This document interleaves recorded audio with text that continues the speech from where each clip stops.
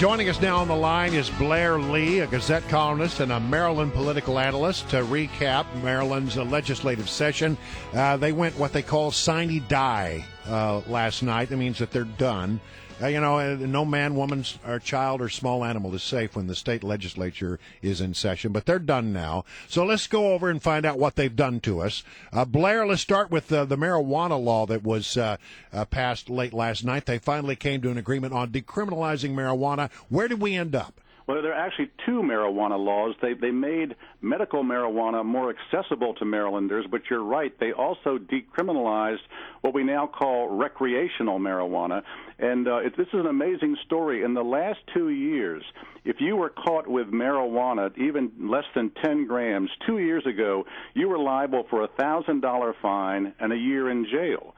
Last year, it was lowered to 90 days in jail, but still a crime.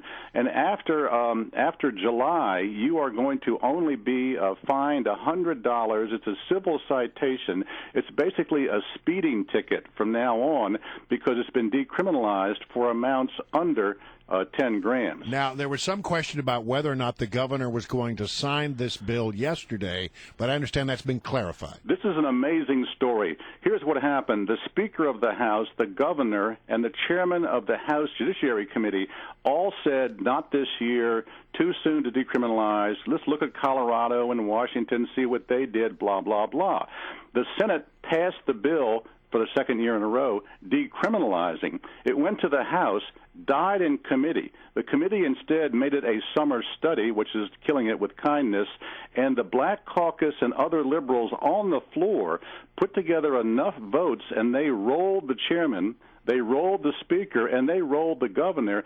They were able to turn the decriminalization of recreational marijuana into a civil rights measure, got the votes, and that's when the governor, the speaker, and the committee chair all caved in. That's how the bill got passed. So it is fair to say that the governor has flip-flopped on this. Why do you think he did?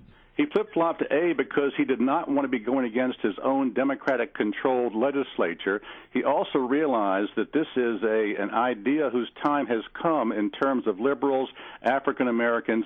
It is now a civil rights issue. It's not a pot issue anymore, and he does not want to get in the way of a civil rights juggernaut, especially as he prepares to run for president. Ah, that's interesting. Blair Lee is our guest, Gazette columnist and Maryland political analyst, and I'd love to talk a little bit about what they didn't do. They didn't really address the unbelievable waste of $200 million on the Maryland Health Exchange website. How can they just let this go by through this legislative session and not get to the bottom of what went wrong? You are exactly right. This is one of the worst exchanges in America. As you know, 14 states decided that they would take the lead on Obamacare, and Maryland was the first out of the box. They said they were going to put together a health care exchange that would be the envy of the rest of the nation. Ours was going to be the most complicated, the most high-tech. It was going to be the standard for the rest of the nation. Well, it became the standard for what not to do, a complete fiasco. You're right, a waste of $200 million. Who's to blame? Well, it's an election year. None of the incumbents are interested in placing blame for this complete waste of taxpayer money.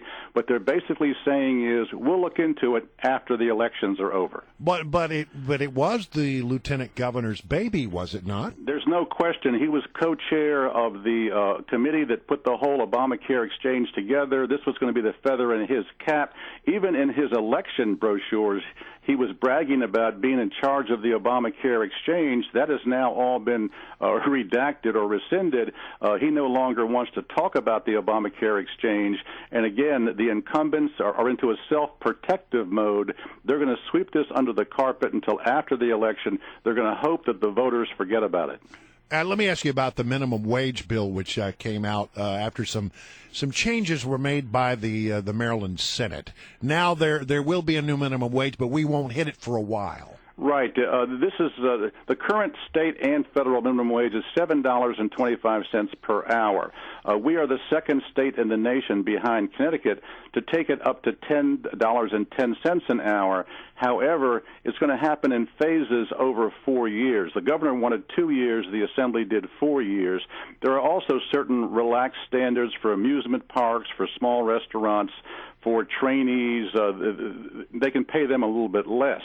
What's fascinating about this bill is that the reason the voters love it and the reason the lawmakers love it is that the increased money for minimum wages doesn't come out of taxpayer money. It comes out of the pockets of employers, out of the private sector. So that's why they're fine with this bill.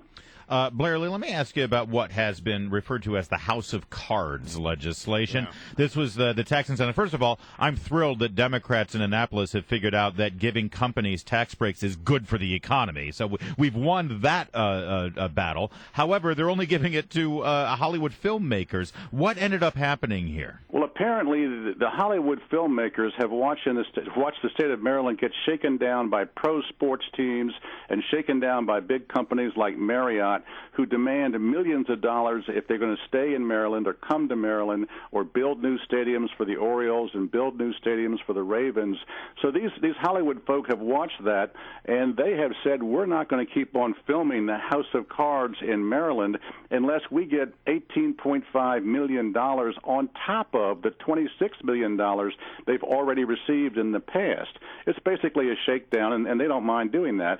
The Assembly balked. I think O'Malley had $7 million in the budget. They went up to $11 million. They were trying to piece together $18.5 million by raiding an arts council budget that only had about $3.5 million in it, but it kind of fell through at the end. They only have around $15 million now, so the question now is, will the House of Cards and Kevin Spacey stay in Maryland for a mere $11 or $15 million? A mere 11 or 15 million of your hard-earned taxpayer dollars. Well, you know, there's another tax break we haven't talked about. There was actually a huge tax cut this year in the Assembly. The problem is, in order to get it, you have to be both rich and dead. This is the estate tax reform, which is actually a big-ticket item. It's going to cost about $98 million a year by the time it's done. But apparently, lawmakers, chief lawmakers, especially the Speaker of the House and the President of the Senate, are very nervous about wealthy people leaving Maryland, because Maryland may be the land of pleasant living, but it's not the land of pleasant dying. Hey, Blair, can I ask you real quickly, because we're about to lose you? Sure. Can you shed some light on this, on the fisticuffs that happened? Yeah, apparently, there's a fight last staffers they had to call the police out to the... Apparently it was two brothers. One of them works for a delegate from Harford County, and they got into some kind of a fight in her office. It doesn't appear to be linked to the Assembly in any way. It appears to be a family fist fight that happened to happen on the last day when all the news trucks were down there, so it got lots of PR. Only in Maryland. Thank you, Blair Lee. Thanks, Blair.